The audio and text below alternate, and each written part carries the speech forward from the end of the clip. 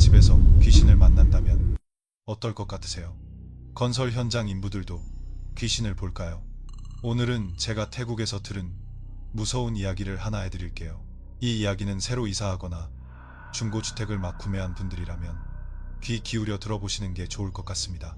어쩌면 지금 여러분이 살고 있는 그 집과 관련된 이야기일 수도 있으니까요. 한 제보자분께서 남자친구와 함께 건설하도급 일을 하다가 겪은 일입니다. 그들은 어느 한 마을의 건설 현장에서 아주 무섭고 소름 끼치는 일을 겪었다고 합니다. 부디 오늘 이야기를 들으실 때 신중을 기해 주시기 바랍니다. 오늘 이야기는 민이라는 가명을 쓰는 한 여성분이 보내주셨습니다. 이것은 민 씨와 그녀의 남자친구가 직접 겪은 경험담입니다. 그녀와 남자친구는 방콕에서 건설업에 종사했는데 정해진 거처 없이 주로 인부 숙소에서 생활해야 했습니다. 한 현장의 일이 끝나면 다른 곳으로 옮겨가야 했죠. 그러던 중 방콕의 한 주택 단지 조성 프로젝트 현장에서 일하게 되었을 때 끔찍한 일을 겪게 됩니다.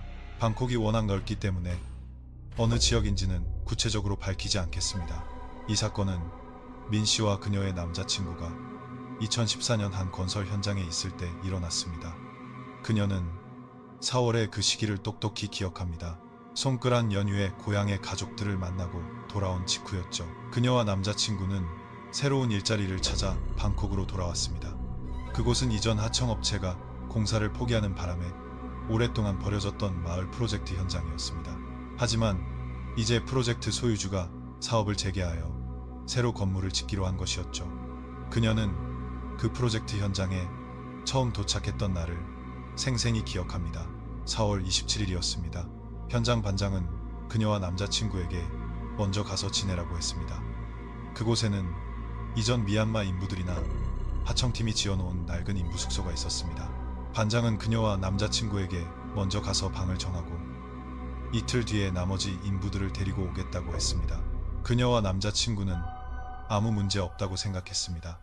반장이 그들을 프로젝트 현장에 내려준 두 사람은 인부 숙소의 방들을 둘러보기 시작했습니다. 그곳에 도착하니 낡은 양철판으로 지어진 방들이 사줄로 늘어서 있었습니다. 버려진 프로젝트 현장치고는 인부 숙소의 상태가 놀라울 정도로 좋았습니다. 그녀와 남자친구는 방들을 둘러보며 생각보다 상태가 훨씬 좋아서 이상하게 생각했습니다. 가장 먼저 왔기 때문에 마음에 드는 방을 고를 수 있었죠. 서두르지 않고 한 줄씩 한 방씩 천천히 둘러보았습니다. 그러다 네 번째 줄거리 끝부분에 있는 방 하나를 발견했습니다. 그 방은 다른 방들과 약간 떨어져 있었고 방 크기도 꽤 컸습니다. 무엇보다 화장실과 샤워실이 바로 옆에 있다는 점이 마음에 들었죠. 마음에 드는 방을 찾은 후 그녀와 남자친구는 가져온 짐을 그 방으로 옮기고 깨끗하게 청소했습니다. 이것저것 정리하다 보니 오후 5시가 되었고 함께 샤워를 한 뒤 저녁거리를 사러 근처 가게를 찾아 나섰습니다. 프로젝트 현장에서 약 500m 정도 걸어 나가니 모든 것을 파는 작은 잡화점을 발견했습니다. 두 사람은 안으로 들어가 요리할 재료를 샀습니다. 계산을 마친 후 그녀는 가게 주인 아주머니에게 물었습니다. 아주머니, 몇 시에 문 닫으세요? 아주머니는 밤 10시에 닫아. 그런데 아가씨, 처음 보는 얼굴인데 이 근처에 새로 이사 왔어? 라고 대답했습니다. 그녀의 남자친구가 대신 대답했습니다. 네, 저희 안쪽 마을 건설 현장에서 일하게 됐어요. 그러자 아주머니는 잠시 침묵했습니다. 무언가 생각에 잠긴 듯한 얼굴에 분위기가 어색해졌습니다. 잠시 후 아주머니가 다시 물었습니다. 그래서 어디서 지내는데? 그녀가 캠프 안에서요. 라고 대답하자 아주머니는 또다시 침묵에 잠겼고 더 이상 아무것도 묻지 않았습니다. 대화가 끊기자 그녀는 오빠, 가자. 어두워지기 전에 저녁해야지. 라며 남자친구를 재촉했습니다. 그렇게 두 사람은 가게를 등지고 돌아섰습니다. 하지만 가게를 나선 지 얼마 되지 않아 아주머니가 등 뒤에서 외쳤습니다. 얘야, 아줌마 도움이 필요하면 언제든 말하렴. 그녀의 남자친구가 뒤돌아 소리쳤습니다. 네, 아주머니, 그럴게요. 그리고 두 사람은 다시 프로젝트 현장으로 걸어 들어갔습니다. 당시에는 그저 아주머니가 친절한 분이라고 생각했지 아무런 의심도 하지 않았습니다. 하지만 이 모든 일을 겪고 난 지금 생각해보면 정말 이상합니다. 아주머니는 아마도 언젠가 그들에게 무슨 일이 생길지 이미 알고 있었던 것 같습니다. 현장으로 돌아오는 길에 하늘은 점점 어두워졌습니다. 인부 숙소에 도착했을 때는 이미 완전히 깜깜해졌죠. 그녀가 지내는 숙소는 네 번째 줄에 있었기 때문에 다른 줄들을 지나가야 했습니다. 첫 번째와 두 번째 줄을 지날 때는 아무 일도 없었습니다. 하지만 세 번째 줄을 막 지나려 할 때 그녀의 눈초리에 무언가 스쳤습니다. 마치 꼬마 여자아이가 세 번째 숙소 문틈으로 얼굴을 내밀고 있는 것 같았습니다. 얼굴의 절반만 내민 채 문을 잡고 밖을 내다보는 듯한 모습이었습니다. 그녀는 그 모습에 걸음을 멈추고 급히 뒤를 돌아보았습니다. 하지만 다시 돌아봤을 때 그 여자아이는 보이지 않았습니다. 앞서가던 남자친구가 그녀가 멈춘 것을 보고 물었습니다. 왜 그래? 왜 멈춰서? 그녀는 아니, 아무것도 아니야. 방금 누가 휙 지나간 것 같아서 라고 대답했습니다. 남자친구는 잘못 본 거겠지. 캠프 전체에 우리 둘뿐인데 누가 있겠어? 라고 말했습니다. 그녀는 정말 잘못 본 것인지 확신할 수 없었습니다. 하지만 분명 여자아이가 숙소 문틈으로 고개를 내미는 것을 본 것 같은 느낌이었습니다. 어쩌면 이 근처 아이가 몰래 들어와 노는 것일지도 모른다고 생각했습니다. 그녀는 다시 자신의 방으로 걸어갔습니다. 방에 도착한 후에는 여자아이를 봤던 일은 까맣게 잊고 저녁을 만들어 먹기 시작했습니다. 인부 숙소의 분위기는 그녀와 남자친구 외에는 아무도 없었기 때문에 어둡고 조용했습니다. 저녁을 먹고 개인적인 용무를 마친 후 그녀는 잠자리에 들기 위해 모기장을 쳤습니다. 그런데 모기장을 다 치고 잠자리에 들기 위해 불을 끄러 가려는 순간 갑자기 방 안에 낡고 노란 원형 전구가 펑 하고 터져버렸습니다. 그 바람에 방 안에 불이 모두 꺼졌습니다. 그리고 마치 합선이 된 것처럼 인부 숙소 전체가 어둠에 잠겼습니다. 그녀는 황급히 불을 밝힐 만한 것을 더듬어 찾다가 양초와 남자친구의 라이터를 발견했습니다. 그녀는 방 안에 빛이 남아있도록 양초에 불을 붙였습니다. 막 잠자리에 들려던 참에 귀찮은 일이 생겨 짜증이 났습니다. 양초를 켜서 방 안이 다시 희미하게 밝아지자 남자친구는 합선의 원인을 찾아냈습니다. 그는 터진 전구를 제거하고 전선을 새로 연결했습니다. 그리고 그녀에게 말했습니다. 내가 가서 차단기 올리고 올게. 방 안에 꼼짝 말고 있어. 그녀는 알았어. 오빠, 빨리 다녀와 라고 대답했습니다. 그 후 남자친구는 밖으로 나가 문을 밖에서 잠갔습니다. 그녀는 모기장 안에서 누워 기다렸습니다. 방 안은 그녀가 켜놓은 촛불 덕분에 아주 어둡지는 않았습니다. 약 10분쯤 누워서 기다리자 촛불이 점점 사그라들기 시작했습니다. 그녀는 남자친구가 왜 아직 돌아오지 않는지 의아해했습니다. 차단기를 올리는데 그렇게 오래 걸릴 리가 없었기 때문이죠. 그녀는 일어나 앉아서 기다리기로 했습니다. 그런데 막 몸을 일으켜 앉으려는 순간 그녀의 시야에 문 밖을 지나가는 사람의 그림자가 들어왔습니다.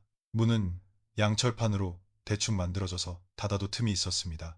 그날 밤 숙소 밖은 불이 모두 꺼져 캄캄했지만 그녀는 분명히 누군가 문 앞을 지나가는 것을 보았습니다. 잠시 후 물통에 물을 받는 소리가 들렸습니다. 그때는 별 생각 없이 남자친구가 물을 트는 것이라고 생각했습니다. 물 흐르는 소리는 약 2분간 들리다가 그쳤습니다. 그리고 잠시 후 그림자 하나가 문 앞을 지나갔고 곧이어 또 다른 그림자가 지나갔습니다. 마치 두 사람이 방금 그녀의 방 앞을 지나간 것 같았습니다. 그녀는 이제 그게 남자친구가 아니라고 생각했습니다. 덜컥 겁이 나기 시작했습니다. 도둑이나 노숙자가 몰래 들어온 게 아닐까 싶었죠. 그녀는 문틈으로 누구인지 엿보기 위해 바닥에 엎드려 기어가기 시작했습니다. 그런데 기어가던 도중 방 안의 합판 바닥이 끼익하고 소리를 냈습니다. 그녀는 깜짝 놀라 더 이상 기어가지 못했습니다. 나무 바닥이 소리를 내는 순간 밖을 지나가던 사람이 걸음을 멈추는 것 같았습니다. 이어서 슬리퍼를 신은 사람이 철벅 철벅하고 가까이 다가오는 소리가 들렸고 양철벽을 손으로 긁으며 지나가는 소리가 들렸습니다.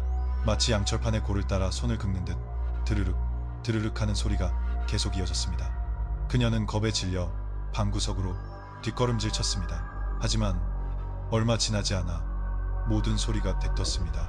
그녀는 두근거리는 마음으로 모기장 옆에 조용히 앉아 기다렸습니다. 다행히 모든 소리가 그치고 얼마 지나지 않아 남자친구가 돌아왔습니다. 그는 밖에서 문고리를 풀고 방으로 들어와 문을 단단히 잠갔습니다. 그 순간 그녀는 방금 일어난 일 때문에 너무나 무서웠습니다. 남자친구가 들어오자마자 전등 스위치를 켜보니 다행히 불이 정상적으로 들어왔습니다. 방 안은 다시 밝아졌습니다. 비록 남자친구가 터진 전구 소켓 하나를 제거하고 전선을 직접 연결했기 때문에 전보다 밝지는 않았지만요. 불이 켜지자 그녀는 남자친구가 들어온 바닥이 왜 그렇게 젖어 있는지 알아차렸습니다. 그녀는 물었습니다. 오빠, 뭐 하다 왔어? 왜 발이 다 젖었어? 남자친구가 대답했습니다. 아, 차단기 올리러 가는 길에 진흙탕이 있었는데 못 보고 밟았어. 신발이 빠져서 한참 동안 빼내느라 고생했지. 빼고 나서 거기서 발 좀 씻었어. 그 말을 듣고 그녀는 고개를 끄덕였습니다. 마음속으로는 아까 사람 그림자가 지나가고 물소리가 들렸던 게 오빠였나 보네 라고 생각했습니다. 하지만 그녀가 상황을 되짚어보고 있는 바로 그 순간 남자친구가 먼저 말을 꺼냈습니다. 그런데 발 다 씻고 돌아오는데 사람을 봤어. 그녀는 깜짝 놀라 되물었습니다. 정말? 오빠, 진짜 다른 사람이 있었어? 남자친구가 대답했습니다. 진짜야. 내가 그 사람이랑 얘기도 했어. 남자친구는 자초지종을 설명하기 시작했습니다. 돌아오는 길에 세 번째 줄 숙소에 다다랐을 때 하얀색 민소매 셔츠를 입은 중년 남성이 숙소 앞에서 담배를 피우고 있는 것을 보았다고 합니다. 그는 아침에 지나갈 때는 아무도 못 봤는데 정말 사람이 있나 싶어 깜짝 놀랐습니다. 그래서 남자친구는 그에게 다가가 인사를 건넸습니다. 아저씨, 여기 계셨네요. 담배를 피우던 남자는 어리둥절한 표정으로 고개를 돌려 대답했습니다. 네, 저 여기 오래 있었어요. 사장님 기다려요. 그의 말투는 어눌했고 그 억양으로 보아 남자친구는 그가 태국인이 아니라 미얀마 사람이라는 것을 알 수 있었습니다. 남자친구는 사장이 아무도 없다고 했는데 왜 사람이 있는지 더욱 의아해졌습니다. 하지만 사장이 먼저 사람을 들여보내놓고 깜빡했나 보지라고 생각했습니다. 그는 계속해서 물었습니다. 사장님은 왜 기다리세요? 2, 3일은 더 있어야 오실 텐데요. 그 남자는 대답했습니다. 아, 돈 받으려고 기다려요. 지금 아내랑 저랑 밥 먹을 돈이 하나도 없어요. 남자의 얼굴에는 근심이 가득했습니다. 남자친구는 그가 안쓰러워졌습니다. 저한테 쌀이랑 라면, 생선 통조림이 좀 있는데 드릴까요? 사장님, 오시려면 28일이나 29일은 돼야 할 텐데요. 남자는 급히 손을 모아 절하며 말했습니다. 고맙습니다. 고맙습니다. 그때 남자친구가 물었습니다. 그런데 아저씨, 방이 어디세요? 제가 제대로 찾아갈 수 있게요. 남자는 손가락으로 세 번째 방을 가리켰습니다. 남자친구는 알겠어요. 제 여자친구가 아저씨 따님을 본 것 같던데 맞죠? 라고 말했습니다. 남자는 고개를 끄덕였습니다. 그 후 남자친구는 돌아왔고 그 남자는 계속 서서 담배를 피우고 있었다고 합니다. 남자친구의 이야기를 들은 그녀는 안심했습니다. 자신이 본 것이 동료인부, 아마도 그 남자의 가족이었을 거라고 생각했기 때문이죠. 하지만 그녀는 남자친구에게 잔소리를 했습니다. 오빠, 알지도 못하는 사람한테 함부로 말 걸지 마. 만약 도둑이었으면 찔렸을지도 몰라. 남자친구는 웃으며 말했습니다. 에이, 그 정도는 아니야. 네가 너무 예민한 거야.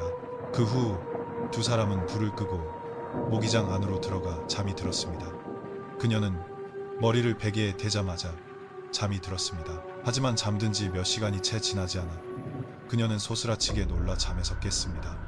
시계를 보니 겨우 새벽 2시였습니다. 그 후로는 잠이 오지 않아 그저 양철 지붕만 멍하니 바라보았습니다.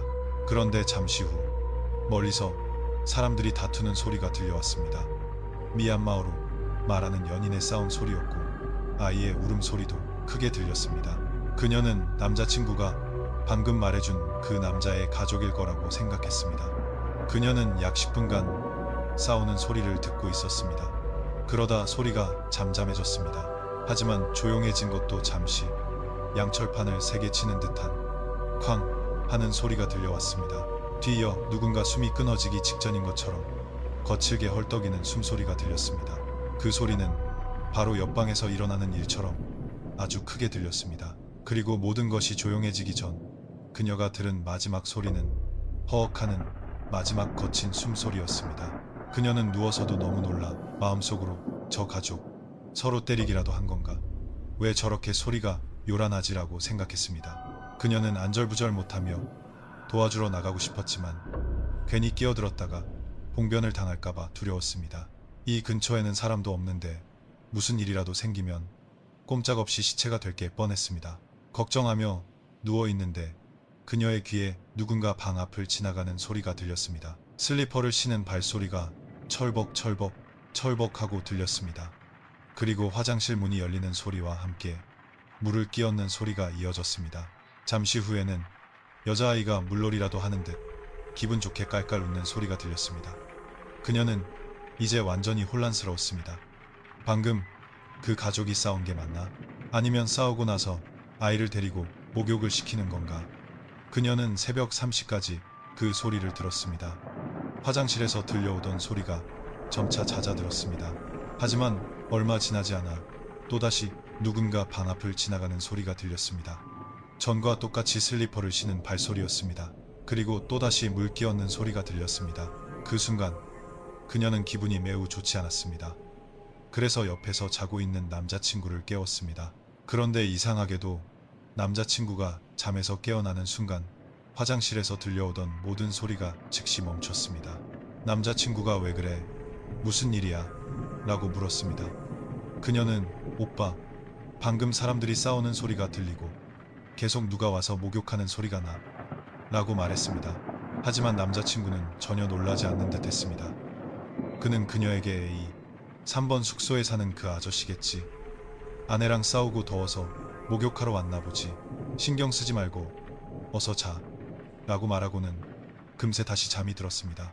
그녀는 불안한 마음을 남자친구에게 어떻게 설명해야 할지 몰랐습니다. 처음에는 무서워서 잠을 잘 수가 없었습니다. 혹시 또 이상한 소리가 들릴까 귀를 기울이고 있었지만 그 후로는 아무 소리도 들리지 않았습니다. 모든 것이 고요해졌습니다. 그녀는 서서히 잠이 들었고 다시 눈을 떴을 때는 아침 6시였습니다. 아침에 일어나 밥을 짓고 반찬을 준비하는 동안 남자친구는 샤워를 하러 갔습니다. 남자친구가 샤워를 마치고 돌아와 그녀에게 물었습니다. 자기야, 쌀 한 컵만 줄 수 있어? 그녀가 어디에 쓰게? 라고 묻자 남자친구는 3번 숙소 아저씨한테 갖다 주려고 어제 밥 먹을 게 없다고 했잖아 라고 대답했습니다. 남자친구의 말을 듣자 그녀는 새벽 2시에 들었던 싸움 소리가 떠올랐습니다. 그녀는 서둘러 큰 비닐봉지를 가져와 생선 통조림, 라면, 그리고 큰 컵으로 쌀 2컵을 담았습니다. 그리고 남자친구에게 말했습니다. 그 아저씨한테 전해줘. 무슨 일이 있으면 차분히 이야기하라고.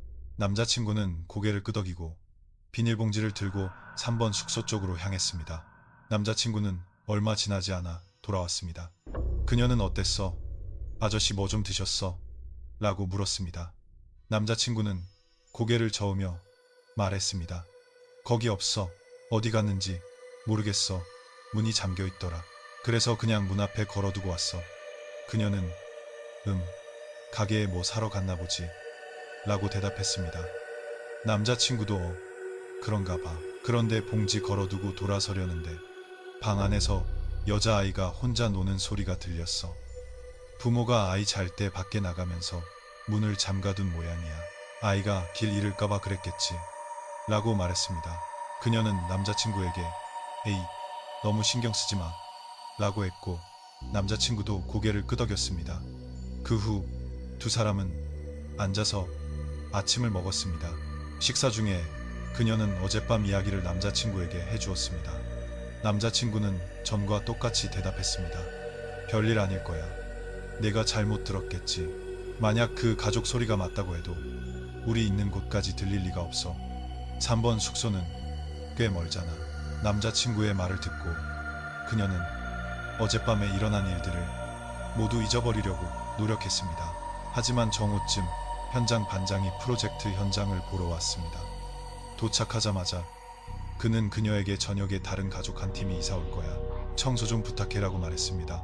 그녀는 알겠다고 대답하고 이사 올 가족이 있을 방을 알아보러 갔습니다. 남자친구는 반장과 이야기하러 갔는데 그가 반장과 나눈 이야기는 바로 3번 숙소에 그 남자에 관한 것이었습니다. 어젯밤 그 남자가 밥 살 돈을 빌리고 싶어 했다는 이야기였죠. 그녀는 방을 고르다가 결국 자신들이 있는 4번 숙소 줄에 있는 방을 선택하기로 했습니다. 자신들의 방보다는 앞쪽에 있고 그 미얀마 남자의 방과 가까운 곳이었습니다. 방을 고른 후 그녀는 청소를 하며 기다렸습니다. 얼마 지나지 않아 남자친구가 돌아왔습니다. 그런데 그녀는 남자친구의 상태가 좀 이상하다고 느꼈습니다. 그는 아무 말도 하지 않고 계속 미간을 찌푸리고 있었습니다. 그녀는 참다 못해 물었습니다. 어땠어? 반장님이랑 얘기는 잘했어? 그 아저씨 돈 빌려준대. 남자친구는 그녀를 향해 고개를 돌려 무언가 말하려는 듯 했지만 결국 입을 다물었습니다. 그녀가 왜 물어보는데 대답을 안 해? 라고 묻자 남자친구는 아무것도 아니야 라며 이 주제에 대해 이야기하고 싶지 않다는 듯한 태도를 보였습니다. 그녀는 더 이상 묻지 않고 청소에 집중했습니다. 남자친구도 쓰레기를 치우는 것을 도왔습니다. 두 사람은 함께 일했고 얼마 지나지 않아 청소를 마쳤습니다. 두 사람은 방 안에서 물을 마시며 잠시 쉬고 있었습니다.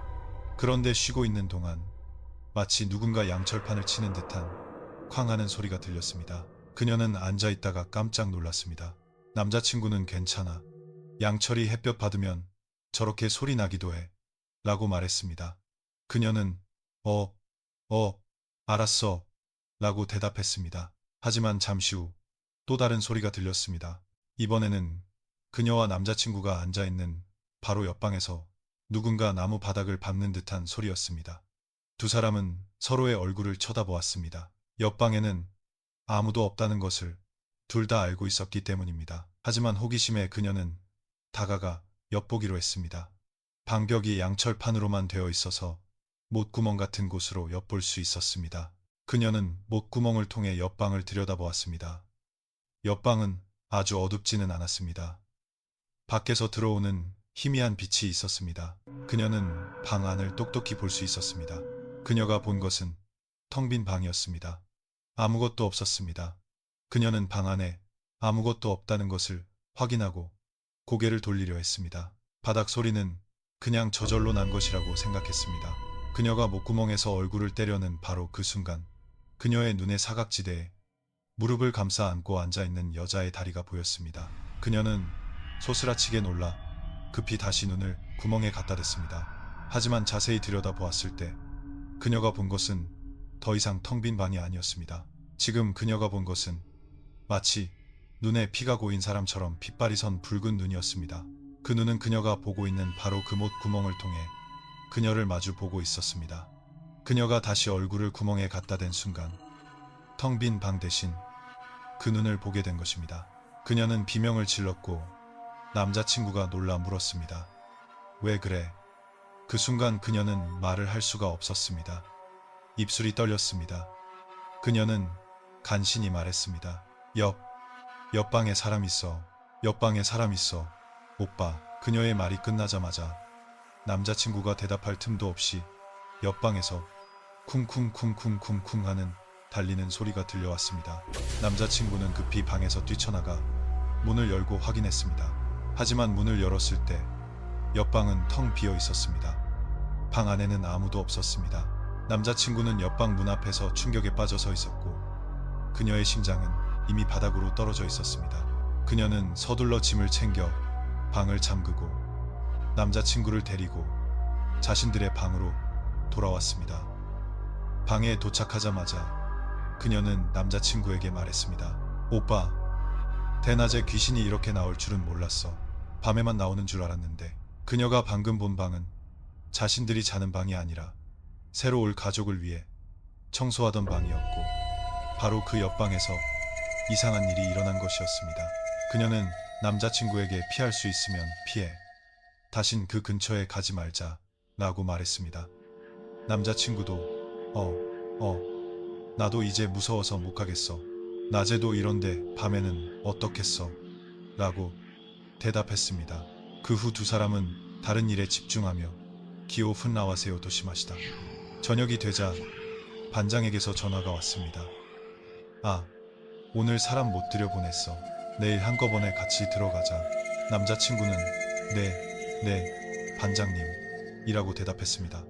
그 후 두 사람은 샤워를 하고 잠자리에 들 준비를 하며 이야기를 나눴습니다. 모기장을 치고 잠자리에 든 것은 밤 10시쯤이었습니다. 두 사람은 모기장 안으로 들어가 잠이 들었습니다. 잠든 지 얼마 지나지 않아 그녀는 슬리퍼를 신은 사람이 방 앞을 달려가는 소리를 들었습니다. 뒤이어 물을 끼얹는 소리가 들렸습니다. 이 소리는 계속 반복되었습니다. 먼저 달리는 소리가 나고 그 다음에 목욕하는 소리가 들리는 시기였습니다. 그녀는 3번 숙소에 사는 그 미얀마인 가족일 거라고 생각했습니다. 잠시 후 목욕 소리가 멈추고 젖은 신발을 신은 사람이 그녀의 방 앞을 지나 돌아가는 소리가 들렸습니다. 그런데 이번에는 그녀의 방 앞을 지나가던 발소리가 갑자기 멈추더니 다시 되돌아오는 것 같았습니다. 마치 그녀의 방 앞을 지나갔던 사람이 다시 돌아와 그들의 방 앞에 멈춰 선 것 같았습니다. 그 순간 그녀는 급히 남자친구를 쳐다보았습니다. 남자친구도 아직 잠들지 않은 상태였습니다. 그녀는 오빠, 그 미얀마 아저씨가 오빠 찾아온 거 아니야? 라고 물어보려 했습니다. 하지만 입을 떼기도 전에 쾅 하고 문을 두드리는 소리가 들렸습니다. 그녀는 남자친구에게 속삭였습니다. 오빠, 문 열어봐. 그 아저씨가 오빠 찾아온 거 아니야? 하지만 남자친구는 굳은 표정으로 꼼짝도 하지 않았습니다. 아무 대답도 반응도 없었습니다. 잠시 후 문 두드리는 소리가 다시 들려왔습니다. 이번에는 문을 열어달라고 재촉하듯 미친 듯이 두드렸습니다. 그녀는 직접 일어나 문을 열기로 결심했습니다. 하지만 그녀가 일어나려 하자 남자친구가 그녀의 손을 잡으며 말했습니다. 가지마, 열지마. 그녀가 돌아보니 남자친구의 얼굴은 창백하게 질려 있었고 온몸을 떨고 있었습니다. 그로부터 몇 초 후 문 밖에서 미얀마어로 말하는 사람의 목소리가 들려왔습니다. 그녀는 그가 무슨 말을 하는지 전혀 알 수 없었습니다. 다만 그 목소리가 몹시 화가 나 있다는 것만 알 수 있었습니다. 잠시 후 그가 태국어로 소리치는 소리가 들렸습니다. 헤이, 나 집에 가고 싶어. 집에 가고 싶다고. 집에 가고 싶어. 그리고는 문을 쾅 하고 두드리는 소리가 이어졌습니다. 얼마 지나지 않아 모든 소리가 사라졌습니다. 그녀는 충격에 빠져 남자친구의 얼굴을 쳐다보았습니다. 머릿속이 뒤죽박죽이 되어 상황을 이해할 수 없었습니다. 그녀는 그 미얀마 아저씨 약에 취한 건가? 왜 남의 방에 와서 소리를 지르지라고 생각했습니다. 문 두드리는 소리가 됐고 잠시 후 그녀는 남자친구에게 속삭였습니다. 갔나? 가서 봐봐. 하지만 남자친구는 고개를 저으며 안 가 라고 말했습니다. 그녀는 남자친구의 손을 잡고 일으켜 세워 함께 문으로 가 엿보기로 했습니다. 그녀와 남자친구는 문에 난 작은 구멍으로 밖을 엿보았습니다. 밖을 본 순간 그녀는 숨을 멈췄습니다. 그 미얀마 남자는 아직 가지 않았습니다. 그는 방문 앞에서 미소를 짓고 있었습니다. 그리고 마치 그들이 엿보고 있다는 것을 아는 듯 그의 눈은 그녀가 엿보고 있는 바로 그 지점을 향해 있었습니다. 그리고 그는 말했습니다. 뭘 엿봐? 그 순간 남자친구는 이성을 잃은 것 같았습니다. 문은 잠겨 있었지만 남자친구는 문을 걷어차 잠금 장치를 부수고 그녀의 손을 잡고 미친 듯이 방 밖으로 뛰쳐나갔습니다. 당시 상황은 잠옷 차림에 신발도 신지 않은 채 맨발로 정신없이 뛰쳐나온 것이었습니다. 그들이 정신없이 뛰쳐나올 때 그녀의 귀에는 슬리퍼를 신은 사람이 뒤쫓아오는 소리가 들렸습니다. 바로 등 뒤에서 바싹 따라오고 있었습니다. 그녀가 뒤를 돌아보았을 때 그녀는 미얀마 인부 3명을 보았습니다. 하지만 그녀가 본 그들의 모습은 사람이 아니었습니다. 남자는 온몸에서 피를 흘리고 있었고 여자는 머리가 헝클어지고 얼굴은 보라색으로 퉁퉁 부어 있었으며 눈은 튀어나오고 혀는 입 밖으로 나와 있었습니다. 그리고 그 여자는 머리 한쪽이 함몰된 아이를 안고 있었습니다. 이 세 명의 귀신이 그녀를 바싹 뒤쫓아오고 있었습니다. 그 모습을 본 그녀는 겁에 질려 비명을 지르며 울부짖었습니다. 눈물 콧물이 범벅이 되었습니다. 정신을 차렸을 때 남자친구는 그녀를 데리고 프로젝트 현장 앞 잡화점까지 달려온 상태였습니다. 다행히도 그들이 도착했을 때 아주머니는 막 가게 문을 닫으려던 참이었습니다. 그녀는 그 자리에 주저앉아 두려움에 울음을 터뜨렸습니다. 남자친구도 옆에서 몸을 떨고 있었습니다. 살면서 이런 일은 처음 겪는 것이었습니다. 가게 주인 아주머니가 물었습니다. 험한 꼴 당했구나, 얘들아. 아주머니의 질문에 그녀는 울음을 멈췄습니다. 그녀는 아주머니에게 아주머니, 저희가 뭘 받는지 아세요? 라고 물었습니다. 아주머니는 고개를 끄덕이며 말했습니다. 알지, 왜 모르겠니? 나도 겪어봤는걸. 그리고 아주머니는 이야기를 시작했습니다. 모든 일의 시작은 약 4년 전 2010년이었습니다. 그때 이 주택단지 프로젝트가 처음 시작되었죠. 첫 번째, 하청업자는 미얀마인 아내를 두고 있었는데 아내가 남편에게 자기 고향 사람들을 일꾼으로 써달라고 부탁했습니다. 아내는 고향 사람들이 일자리를 갖길 바랐고 하청업자도 인건비를 아낄 수 있으니 거절할 이유가 없었습니다. 그는 아내의 고향 사람들을 데려와 일을 시켰습니다. 아주머니는 프로젝트 현장 앞에서 가게를 하고 있었기 때문에 물건을 사러 오는 인부들이나 하청업자와 모두 친하게 지냈습니다.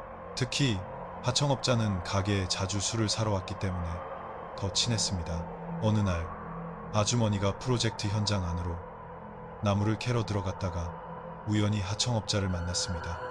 아주머니는 인사를 건넸습니다. 요즘 얼굴 보기 힘드네. 잘 지내? 하청업자는 아주머니, 요즘 죽을 맛이에요. 공사 승인이 안 나서요. 현장 감독이 너무 까다로워서 했다가 듣고 인부들한테 줄 돈도 없어서 제 돈으로 메꾸고 있어요. 라며 여러 가지 힘든 사정을 털어놓았습니다. 아주머니는 상황이 좋지 않다는 것을 짐작할 수 있었습니다. 대화를 마친 후 아주머니는 가게로 돌아왔습니다. 그날 이후로 아주머니는 그 하청업자 부부가 가게에 물건을 사러 오는 것을 보지 못했습니다. 인부들도 거의 나오지 않았습니다. 아주머니는 이동 판매 트럭이 프로젝트 현장을 드나드는 것을 보고 인부들이 그 트럭에서 물건을 사는가 보다 하고 대수롭지 않게 여겼습니다. 거의 일주일이 지났을 무렵 아주머니는 오랫동안 보지 못한 하청업자 부부와 이야기나 할 겸 현장에 가보기로 했습니다. 다음날 저녁 무렵 아주머니는 자전거를 타고 프로젝트 현장 안으로 들어갔습니다. 하지만 현장 안은 쥐 죽은 듯 조용했습니다. 차도 사람도 아무도 없었습니다. 오후 오시면 아직 사람이 있을 시간인데도 말이죠. 아주머니는 인부 숙소 주변을 자전거로 돌아보았습니다. 숙소 주변에는 아직 장비들이 놓여 있었지만 사람은 한 명도 보이지 않았습니다. 아주머니는 여기 사람들은 다른 곳으로 일하러 갔나 보네라고 생각했습니다. 이왕 왔으니 그냥 돌아가기 아쉬워 아주머니는 나물이라도 좀 캐가려고 숙소 뒤편으로 자전거를 몰았습니다. 자전거를 타고 세 번째 숙소 줄에 이르렀을 때 아주머니의 눈에 한 여자가 세 번째 방 앞에 앉아 다리를 흔들고 있는 모습이 들어왔습니다. 집 구조 때문에 여자의 얼굴은 보이지 않았고 갈색 치마와 아래로 늘어뜨린 다리만 보였습니다. 아주머니는 사람이 있는 것을 보고 자전거를 세우고 큰 소리로 외쳤습니다. 얘야, 너희들 어디로 일하러 갔니? 하지만 여자는 대답하지 않고 오히려 다리를 방 안으로 올렸습니다. 마치 아주머니와 이야기하고 싶지 않다는 태도였습니다.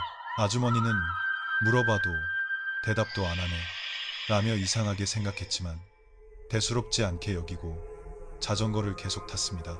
아주머니가 집으로 돌아가려고 자전거를 막 돌리려던 순간 누군가 미얀마 억양이 섞인 태국어로 말했습니다. 아줌마는 뭐하러 왔어요? 아주머니는 나물 캐러 왔다고 대답하려고 뒤를 돌아보았습니다. 하지만 뒤를 돌아본 순간 아주머니는 비명을 질렀습니다. 문틈으로 여자의 머리가 삐죽 나와 있었는데 그 얼굴은 보라색으로 퉁퉁 부어 있었고 눈은 붉은 피로 충혈되어 있었으며 입은 해벌어져 있었습니다. 마치 죽은 사람의 모습과 똑같았습니다. 그 순간 아주머니는 기절할 것만 같았습니다. 다리가 후들거려 자전거를 버려두고 싶을 정도였습니다. 겨우 가게에 도착한 아주머니는 서둘러 불상 목걸이를 찾아 목에 걸었습니다. 그날 밤 아주머니는 너무 무서워서 열이 펄펄 끓었습니다. 다음날 하청업자가 프로젝트 현장에 남은 물건을 가지러 왔다가 아주머니에게 들렀습니다. 아주머니는 자네 마을에 귀신이 있어 라고 말하며 어제 겪은 일을 하청업자에게 들려주었습니다. 하청업자는 한숨을 쉬며 심각한 얼굴로 아주머니에게 말했습니다. 아주머니, 저도 알고 있어요. 그리고 그는 아주머니에게 일어난 모든 일을 털어놓기 시작했습니다. 이야기는 아주머니가 마지막으로 현장에 나무를 캐러 들어와 그와 이야기를 나눈 날로 거슬러 올라갑니다. 그날 아주머니가 돌아간 후 아내의 먼 친척인 인부 한 명이 찾아와 돈을 빌려달라고 했습니다. 다른 곳으로 일하러 가겠다는 것이었죠. 하청업자는 지금은 돈이 없어. 좀 기다려줄 수 없나? 내가 구해볼게. 라고 말했지만 상대방은 듣지 않았습니다. 다음날 그 인부는 술에 취해 와서 하청업자에게 돈 내놔 라고 말했습니다. 하청업자는 전과 같이 기다려. 아직 못 구했어 라고 대답했습니다. 인부는 자기 방으로 돌아갔습니다. 그 후 하청업자는 그 인부가 아내와 시끄럽게 다투는 소리를 들었습니다. 아이는 울고불고 난리였습니다. 그는 아내에게 가서 조용히 좀 하라고, 다른 사람들에게 피해주지 말라고 전해달라고 했습니다. 상대방은 잠시 조용해졌습니다.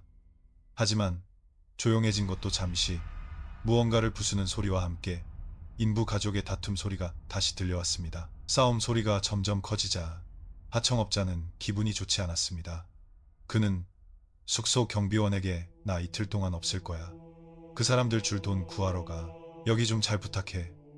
라고 말하고 떠났습니다. 그 후 하청업자는 돈을 구하러 다녔고 겨우 돈을 마련하여 서둘러 숙소로 돌아왔습니다. 돌아오자마자 그는 아내에게 그 인부를 불러오라고 했습니다. 아내는 세 번째 숙소로 가서 문을 두드리며 불렀지만 아무런 대답이 없었습니다. 아내는 옆방 사람들에게 이 사람 나오는 거 봤어요? 라고 물었습니다. 하지만 그 근처에 사는 인부들은 모두 똑같이 대답했습니다. 그 가족은 밤에만 봤어요. 저녁 때쯤 목욕하러 가고 누구와도 말하거나 어울리지 않아요. 남편은 밤 10시에서 11시쯤 되면 반장님 방문을 두드리러 가고 새벽 2시쯤에는 부부가 싸우는 소리가 들려요. 그 말을 듣고 아내는 일단 돌아왔습니다. 저녁에 다시 가보기로 한 것이죠. 저녁 6시가 되어 하청업자와 아내는 다시 그 인부의 방문을 두드렸습니다. 하지만 여전히 아무도 문을 열어주지 않았습니다.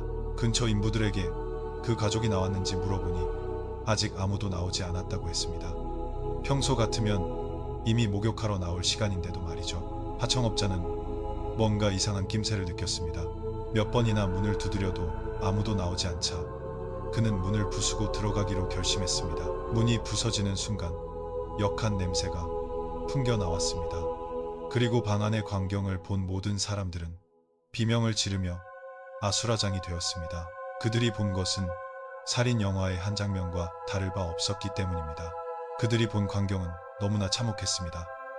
아이, 남편, 아내 모두 그 모습이 얼마나 무섭고 끔찍했는지 차마 자세히 설명하기 어렵습니다. 다만 그 인부 숙소의 모든 사람들이 본 그 광경은 그들에게 며칠 동안이나 끔찍한 트라우마로 남았습니다. 그 후 구조대가 와서 시신을 수습하고 장례 절차를 밟아 세 사람의 시신을 화장했습니다.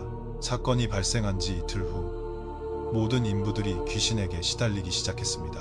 어떤 사람은 그 남자가 담배를 피우고 서 있는 것을 보았고 어떤 사람은 엿보는 것을 느꼈으며 어떤 사람은 아이가 뛰어다니는 소리를 들었습니다. 모두들 겁에 질려 떠나버렸습니다.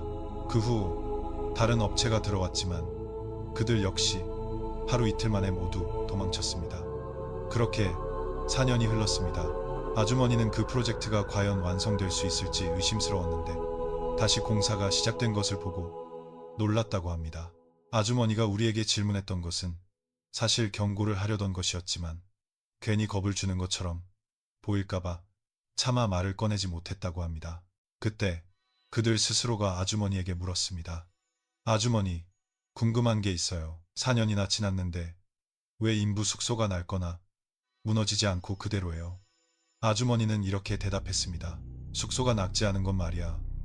프로젝트 소유주가 계속 하청업체를 구했기 때문이야.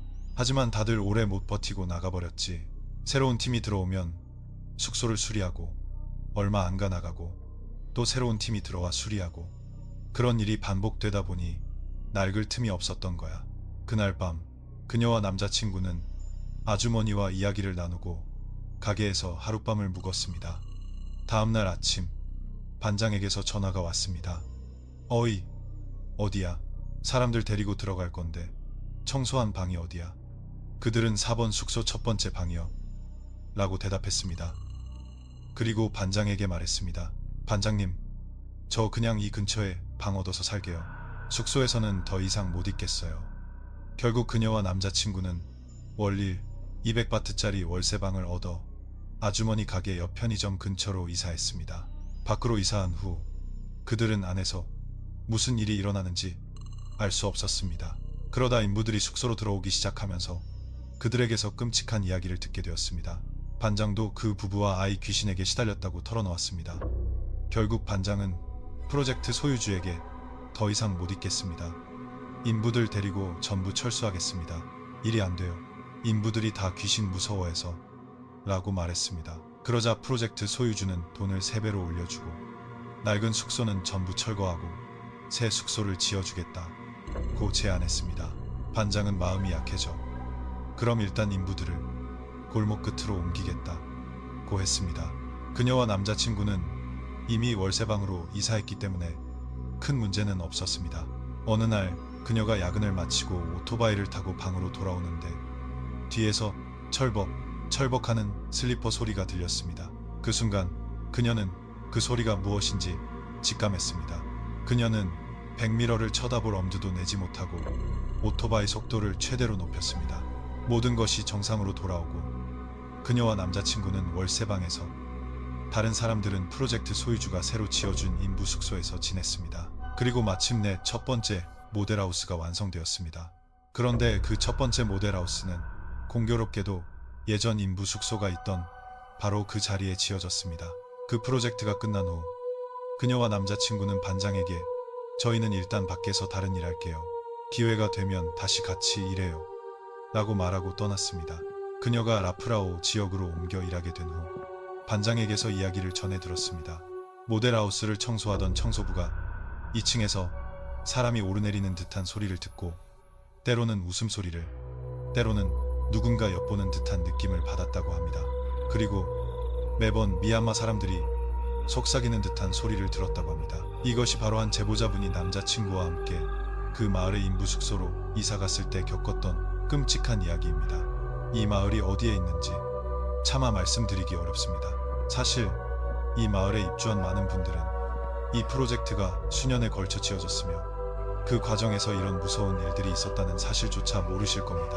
우리가 새로 이사한 집이나 중고주택에서도 이상한 일을 겪을 수 있는데 그곳을 직접 지은 건설 인부들이 이런 끔찍한 일을 겪지 않는다는 것은 불가능한 일이겠죠. 모든 끔찍한 이야기에는 그만한 사연이 있는 법입니다. 이 이야기 역시 돈을 받지 못한 인부의 다툼이 결국 가족 간의 비극적인 살인 사건으로 이어진 것일지도 모릅니다. 오늘 이야기에 등장한 비극적인 사건에 대해 깊은 애도를 표합니다.